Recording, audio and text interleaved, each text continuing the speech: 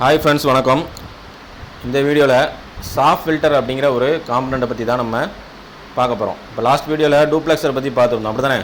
டூப்ளெக்ஸருங்கிறது ஒரு நெட்வொர்க் சிஸ்டமில் இருக்கக்கூடிய ஒரு காம்பனண்ட். அதே போல் சாஃப்ட் ஃபில்டர் அப்படிங்கிற ஒரு காம்பனண்ட் நெட்வொர்க் சிஸ்டமில் இருக்குது. ஓகே, ஸோ அதை பற்றி நம்ம என்ன பண்ணிக்கிறோம், இந்த வீடியோவில் டீப்பாக என்னங்கிறத பார்க்கலாம். ஓகே, சாஃப்ட் ஃபில்டருங்கிறது ஒரு 5 பின்னு கொண்ட ஒரு காம்பனண்ட். ஓகே, இதில் தான் இப்போ இதில் வந்து இந்த இடத்துல நோஸ்கட் பாயிண்ட் இருக்கும்.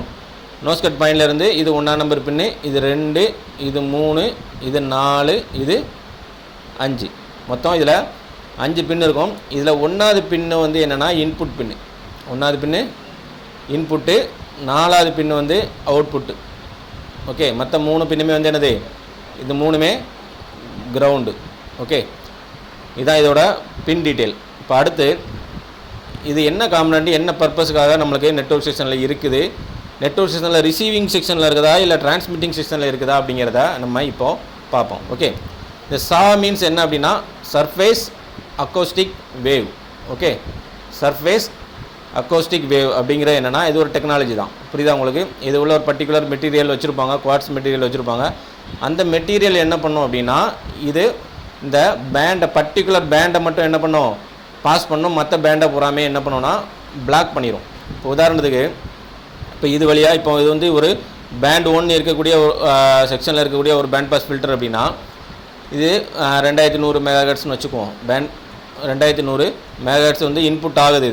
இது அவுட்புட்டில் பார்த்தீங்கன்னா அந்த 2100 மெகாஹெர்ட்ஸ் என்ன பண்ணும், இது கரெக்டாக டியூன் பண்ணி என்ன பண்ணும், அவுட்புட்டில் இது கொடுக்கும். ஸோ அதுதான் இதோட வேலை. புரியுதா உங்களுக்கு? இப்போ இதில் வந்து இன்புட் பின்னில் வந்து மற்ற பேண்ட்ஸோட ஃப்ரீக்குவன்சி எல்லாமே மிக்ஸ் ஆகி வந்தால் கூட இது என்ன பண்ணணும்னா அந்த மிக்சடான ஃப்ரீக்குவன்சி எல்லாமே என்ன பண்ணிடும், இது பிளாக் பண்ணிடும். பிளாக் பண்ணி கரெக்டாக அந்த பேண்ட் 1க்குள்ளே அந்த 2100 மெகாஹெர்ட்ஸை மட்டும்தான் இது என்ன பண்ணணும்னா அவுட்புட்டு பண்ணும். புரியுதா உங்களுக்கு? ஓகே, இப்போ இது என்ன ட்ராக்கில் இருக்குது அப்படிங்கிறத நம்ம இப்போ பார்ப்போம்.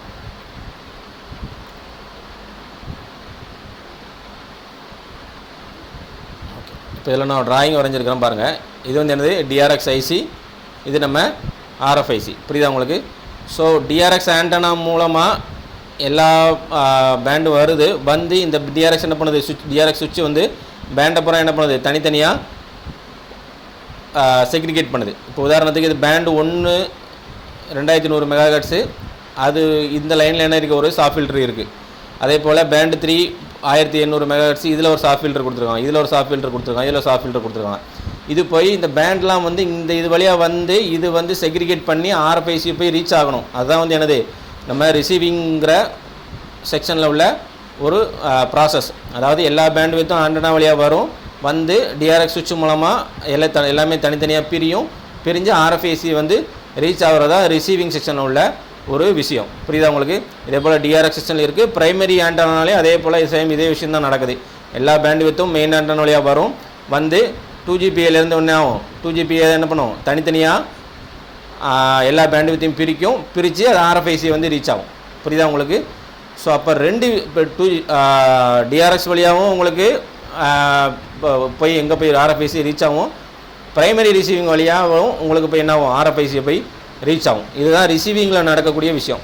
ஸோ அப்படி ஒவ்வொரு பேண்ட் வித்தும் போகக்கூடிய இடத்துல என்ன பண்ணியிருப்பாங்கன்னா உங்களுக்கு இந்த சாஃப்ட் ஃபில்டருங்கிற ஒரு காம்பனண்ட் வந்து போட்டிருப்பாங்க. இப்போ இது பேண்ட் 1னா பேண்ட் 1க்குள்ளே அந்த 2100 மெகாஹெர்ட்ஸை மட்டும்தான் இது என்ன பண்ணும், அவுட்புட்டில் கரெக்டாக உங்களுக்கு டியூன் பண்ணி உங்களை ஆர்எஃப்ஐசி கொடுக்கும். மற்ற பேண்ட் அப்புறம் என்ன பண்ணும், இதே பிளாக் பண்ணிடும்.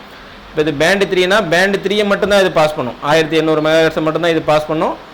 அதே மாதிரி இது பேண்ட் 5னா 850 மெகாஹெர்ட்ஸை மட்டும்தான் பாஸ் பண்ணும், இது 900 மெகாஹெர்ட்ஸை மட்டும்தான் பாஸ் பண்ணும். ஸோ இதில் வேறு ஏதாவது ஃப்ரீக்வன்சி ஆட் ஆச்சுன்னா இது அதை பிளாக் பண்ணிடும். இது 1800க்கு மட்டும்தான் போட்டிருப்பாங்க, இது 850 போட்டிருக்காங்க, 900 போடுவாங்க. ஸோ அப்போ ஒவ்வொரு பேண்ட் வித்துக்கும் சாஃப்ட் ஃபில்டர் போட்டு உங்களுக்கு என்னது ஆர்எஃப்ஐசி போய் ரீச் ஆகும். ஓகே, ஏன் அப்படின்னா அந்த ஆர்எஃப்ஐசி போய் ரீச் பண்ணுறதுக்கு முன்னாடி நம்ம என்ன பண்ணணும், அந்தந்த பேண்டாக கரெக்டாக நம்ம பண்ணால் தான் ஆர்எஃப்ஐசியில் போய் அது கரெக்டாக ப்ராசஸ் ஆகும். புரியுதா உங்களுக்கு?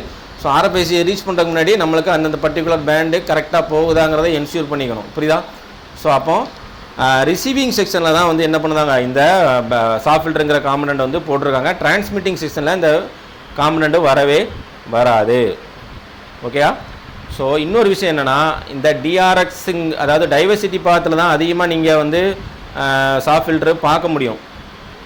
ப்ரைமரி செக்ஷனில் வந்து அதாவது ப்ரைமரி ஆண்டனா மூலமாக வரக்கூடிய இதில் வந்து நீங்கள் அதிகபட்சமாக நீங்கள் பேண்ட் பாஸ் ஃபில்டரை நீங்கள் பார்க்க முடியாது. அங்கே அதிகமாக டூப்ளெக்ஸர் தான் நீங்கள் பார்க்க முடியும். அது ஏன் அப்படிங்கிறதுக்கு அது ஒரு காரணம் இருக்குது. நம்ம அதை அடுத்த வீடியோவில் பார்க்கலாம். ஓகே, இப்போ இதை நம்ம அப்படியே என்ன பண்ணுறோம், பிட் மேப்பில் போய் அப்படியே நம்ம கிராஸ் செக் பண்ணி பார்க்கலாம். ஓகே, நெட்வொர்க் செக்ஷனை ஓப்பன் பண்ணிட்டேன். இதில் நீங்கள் சாஃப்ட் ஃபில்டர் எங்கே இருக்குதுன்னு பார்த்தீங்கன்னா ஈஸியாக கண்டுபிடிச்சிடலாம். இப்போ நான் சொன்ன பேட்டர்னை மைண்டில் வச்சுருந்தீங்கன்னா ஈஸியாக கண்டுபிடிச்சிடலாம். இது ஒரு சாஃப்ட் ஃபில்ட்ரு, இது ஒரு சாஃப்ட் ஃபில்ட்ரு, இது ஒரு சாஃப்ட் ஃபில்ட்ரு, இது ஒரு சாஃப்ட் ஃபில்ட்ரு, இது ஒரு சாஃப்ட் ஃபில்ட்ரு. இதெல்லாம் வந்து என்னது, இது எல்லாமே சாஃப்ட் ஃபில்டர். புரியுதா உங்களுக்கு? அப்போ இது வந்து என்னது, டிஆர்எக்ஸ் ஐசி, இது ஆர்எஃப்ஐசி. அதாவது டிஆர்எக்ஸில் இருந்து ஆர்எஃப்ஐசிக்கு இன்பிட்வீனில் இந்த பாத்தில் தான் என்ன இருக்குது, இந்த சாஃப்ட் ஃபில்டர் அப்படிங்கிற ஒரு காம்பனண்ட் வந்து இருக்குது. இப்போ நான் இதில் இன்புட் பண்ண கிளிக் பண்ணுறேன். இது பாருங்கள், இந்த காம்பனண்ட்லாம் தாண்டி எங்கே போகுது, டிஆர்எக்ஸ் ஐசி போதா. அவுட்புட் பண்ண கிளிக் பண்ணுறேன், டேரெக்டாக எங்கே போகும், ஆர்எஃப்ஐசி வந்து ரீச் ஆயிரும். புரியுதா உங்களுக்கு? இல்லை தனித்தனி பேண்ட்ஸ், இது ஒரு பேண்டுக்கு ஒரு சாஃப்ட் ஃபில்ட்ரு, இந்த பேண்டுக்கு ஒரு சாஃப்ட் ஃபில்ட்ரு, இது ஒரு தனியாக வேறு பேண்டுக்கு ஒர்க் ஆகுது, இது வேறு பேண்டுக்கு ஒர்க் ஆகுது. ஸோ ஒவ்வொரு பேண்ட் வித்துக்கும் தனித்தனி சாஃப்ட் ஃபில்ட்ரு போட்டு எங்கே போகுது, உங்களுக்கு ஆர்எஃப்ஐசியை போய் ரீச் ஆகுது. இப்போ நீங்கள் என்னன்னா, இப்போ இந்த சாஃப்ட் ஃபில்டர் கரெக்ட் உங்களுக்கு பிரச்சனை ஆயிடுச்சு, வாட்டர் லாக் ஆயிடுச்சுன்னா நீங்கள் இதில் தூக்கி இதை மாற்றக்கூடாது. ஏன் அப்படின்னா இது இந்த பர்டிகுலர் பிராண்டுக்கு வைக்கப்பட்ட சாஃப்ட் ஃபில்ட்ரு. ஸோ அப்போ அது அந்த பேண்டை தான் என்ன பண்ணும், உங்களுக்கு ஃபில்டர் பண்ணி அவுட்புட்டில் கொடுக்கும். ஸோ இது வந்து நீங்கள் ஒன்றுக்கு ஒன்று இன்டர்சேஞ்ச் பண்ண முடியாது. அந்தந்த பேண்டுக்குள்ளது மட்டும்தான் நீங்கள் என்ன பண்ணணும், போட்டாகணும். இப்போ நீங்கள் இது கரெக்ட் ஆகிடுச்சு, ஒரு வேறு போடணும் அப்படின்னா நீங்கள் அடுத்த வேறு ஃபோனில், இப்போ உதாரணத்துக்கு இது வந்து பேண்டு 8க்குள்ளே சாஃப்ட் ஃபில்டராக இருந்துச்சுன்னா அந்த ஃப்ரீக்வன்சி பார்த்து அந்த ஃபோனில் நீங்கள் பேண்ட் 8க்குள்ளே சாஃப்ட் ஃபில்டரை தான் தூக்கி நீங்கள் என்ன பண்ணணும், இதில் நீங்கள் ரீப்ளேஸ் பண்ணணும். உங்கள் இஷ்டத்துக்கு என்ன பண்ணக்கூடாது, இதிலேருந்து நம்ம என்ன பண்ணக்கூடாது, எந்த சாஃப்ட் ஃபில்டரையாக தூக்கி நம்ம ரீப்ளேஸ் பண்ணிடக்கூடாது. ஏன் அப்படின்னா இது அந்த பர்டிகுலர் பிராண்டுக்காக, பர்டிகுலர் பிராண்டு இல்லை, நான் தப்பாக சொல்லிட்டேன், பர்டிகுலர் பேண்டுக்காக அதுக்காக போடப்பட்ட சாஃப்ட் ஃபில்டர். ஒவ்வொரு லைன்லையும் யூனிக்காக தனித்தனி ட்ராக்கில் அந்தந்த பேண்டுக்காக போடப்பட்டது. ஸோ அதனால் நீங்கள் என்ன பண்ணக்கூடாது, ஒன்றுக்கு ஒன்று நீங்கள் இன்டர்சேஞ்ச் பண்ணக்கூடாது. ஓகேயா? ஸோ அப்போ இந்த டைவர்சிட்டி பாத்தில் தான் நீங்கள் அதிகபட்சமாக நீங்கள் சாஃப்ட் ஃபில்ட்ரு பார்க்க முடியும். இது பாருங்கள், இது பிரைமரி ஆண்டனா வரக்கூடிய 2GBA. இந்த 2GBA பக்கத்தில் பார்த்தீங்கன்னா நீங்கள் உங்களுக்கு சாஃப்ட் ஃபில்டர் இருக்குது. இதெல்லாம் வந்து என்னது, இதெல்லாம் வந்து டூப்ளெக்ஸர், அப்படி தானே? இது எல்லாமே டூப்ளெக்ஸருங்கிற காம்பனண்ட் தான் இருக்குது. இங்கே நீங்கள் சாஃப்ட் ஃபில்ட்ரு அதிகமாக பார்க்க முடியாது. இதுக்கு ஒரு காரணம் இருக்குது. தெரிஞ்சவங்க ஏன் அப்படிங்கிறத தெரிஞ்சவங்க கமெண்ட்டில் போடுங்க. இல்லாட்டி நம்ம என்ன பண்ணலாம், நெக்ஸ்ட் வீடியோவில் ஏன் இந்த நம்ம ப்ரைமரி ரிசீவிங்கில் அதிகமாக சாஃப்ட் ஃபில்ட்ரு இல்லை அப்படிங்கிறத நீங்கள் கமெண்ட்டில் போடுங்க. ஓகே, அவ்வளோதான் ஃப்ரெண்ட்ஸ். இப்போ எல்லாம் டவுட் இருந்தால் நீங்கள் என்ன பண்ணுங்கள், கமெண்ட்டில் போடுங்க. நம்ம நெக்ஸ்ட் வீடியோவில் பார்க்கலாம்.